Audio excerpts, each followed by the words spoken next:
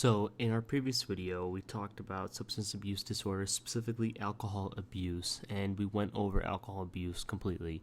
In this video, we're going to be discussing alcohol abuse treatments and drugs that you can use to prevent alcohol abuse. Now, if you guys don't know, on our YouTube channel, we have a playlist for the USMLE Step 1 Psych video, so you can go check it out, and there you can find the alcohol abuse video in its entirety. So I highly recommend you guys check that video out before continuing this video. Don't forget to like, comment, and subscribe to our channel when you do. And with that being said, let's first delve deep into this conversation, deep into this topic of the treatments by discussing alcohol abuse. So this is going to be a general overview of the previous video, like I said. So alcohol is a CNS depressant, and alcohol abuse itself is going to be defined by someone having a physiologic tolerance and dependence on alcohol. And without that alcohol, they're going to have withdrawal symptoms that are going to be present. So the tolerance, dependence, right? So the tolerance, dependence, and the withdrawal symptoms are the key defining factors of alcohol abuse. Alcohol damages zone 3 of the liver around the central vein, and the biomarkers in alcohol abuse are definitely going to be increased. So the first biomarker is going to be it's going to be AST. AST is going to be higher than ALT, and the way I like to remember it, in my opinion, was that I think about alcohol and then I put ALT first, and then I put ALT is less than AST. So that means AST is going to be higher by a ratio of 1 to 2.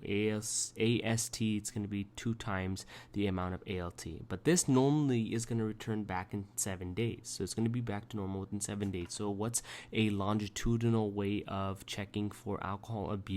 Well, that's going to be serum GGT, serum gamma glutamyl transferase.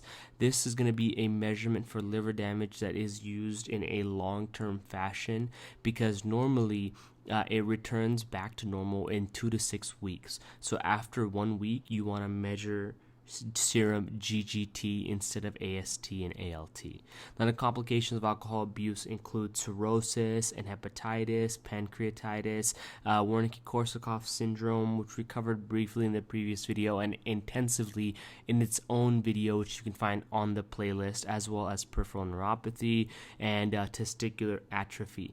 And alcohol abuse can manifest as alcohol poisoning, withdrawal, seizures, as well as hallucinosis, and the feared manifestation, the most dangerous manifestation of alcohol abuse, is delirium tremens. Now, we have talked about detailed ways of preventing delirium tremens in the previous video by using supportive care, benzodiazepines, phenobarbital, and propofol. But in this video, we're going to be talking about preventing alcohol abuse in general, right? What are some longitudinal ways other than cognitive behavioral therapy? So, with that being said, let's talk about the treatments for alcohol abuse. Now, there are several treatments, but mainly we have non-medical and medical treatments. So non-medical treatments is going to be support groups, mainly Alcoholics Anonymous. They're very good at what they do. They're very good at making sure a patient feels comfortable and getting a patient ready to go through the steps of addressing their abuse and their addictive issues and how to treat it in non-medical fashion. So Alcoholics Anonymous is very important. You may get a step question about that, like what is the best way of treating long-term alcohol abuse? It's going to be a medical treatment combined with non-medical support groups like Alcoholics Anonymous. Now, when it comes to medical treatment, there are 3 main drugs that are FDA approved that you need to know about. That the first one is disulfiram, also known as antabuse. The second one is naltrexone, and the third one is acamprostate. Now, we're going to be talking about all three of these drugs in general, and we're going to talk about combined medical therapy that you can use for alcohol abuse. You definitely need to know these three drugs and how they are used when it comes to alcohol abuse. So let's start with the very first one, disulfiram. Disulfiram is a very commonly used drug to treat alcohol abuse simply because it inhibits aldehyde dehydrogenase. This is what disulfiram is blocking. And because you are inhibiting aldehyde dehydrogenase, you're going to have a buildup of acetaldehyde. Okay, and acetaldehyde is what gives you all of the negative effects of alcohol. So all of the hangover effects. It's going to trigger a catecholamine response. That's what's happening when you have a hangover. Acetaldehyde is triggering a catecholamine response. So you're going to have sweating, flushing, palpitations, nausea, vomiting, headaches, etc., etc. And what it does, it's going to make it feel like someone is having the worst hangover ever. So that's what disulfiram is. That's how it's used. It simply inhibits acetaldehyde and causes, aldehyde dehydrogenase, and it inhibits aldehyde dehydrogenase, and then it causes a buildup of acetaldehyde, which leads to a super bad hangover. So that is the main way of preventing alcohol abuse with disulfiram. Now, the second drug that we're talking about was naltrexone.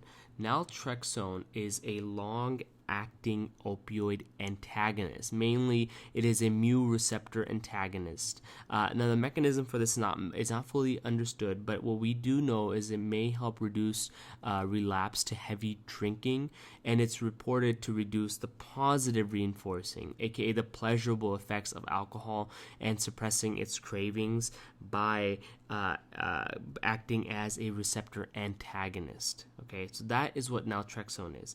And then finally, we have a camprostate. A camprostate is a drug where we don't really know the full mechanism of action, where it might we might be thinking it modulates the glutaminergic neurotransmission through NMDA. Wow, this is a mouthful. But pretty much what we think is it may activate the glutamate and GABA imbalance associated with chronic alcohol abuse. It may restore that chronic imbalance of GABA and glutamate.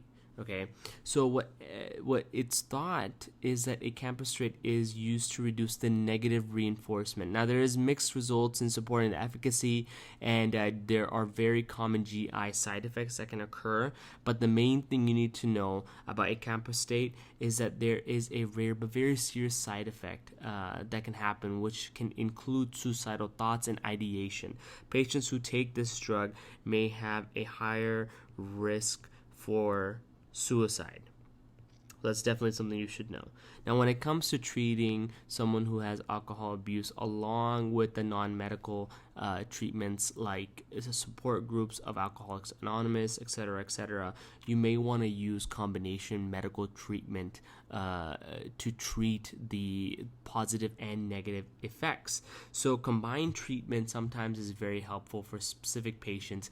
And when it comes to it, we're going to be combining naltrexone and a camprostate.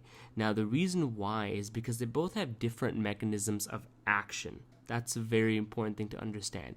And both of them are going to target different aspects of alcohol dependence. So naltrexone affects the positive reinforcement, right? The pleasurable effects of drinking alcohol makes you drunk, etc., etc.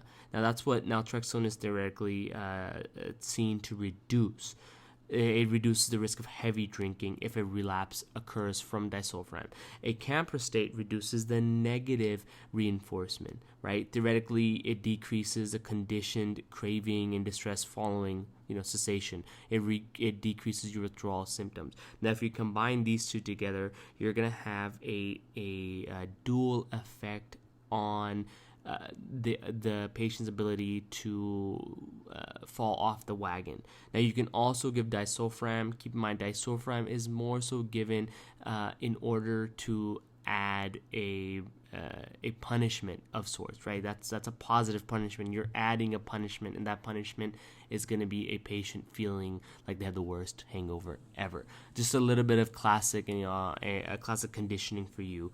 So if you guys don't remember that from the previous videos that we talked about. Now, with that being said, I hope this clarified what you can use to treat alcohol abuse in general. Thank you so much for watching, and don't forget to like, comment, and subscribe to this channel. And if you guys don't know, you can find these lectures on your favorite podcast service for free. Just search Madden Medicine, and we'll pop up wherever you like to listen to podcasts. Thank you again, and go ahead and continue on to the next topic.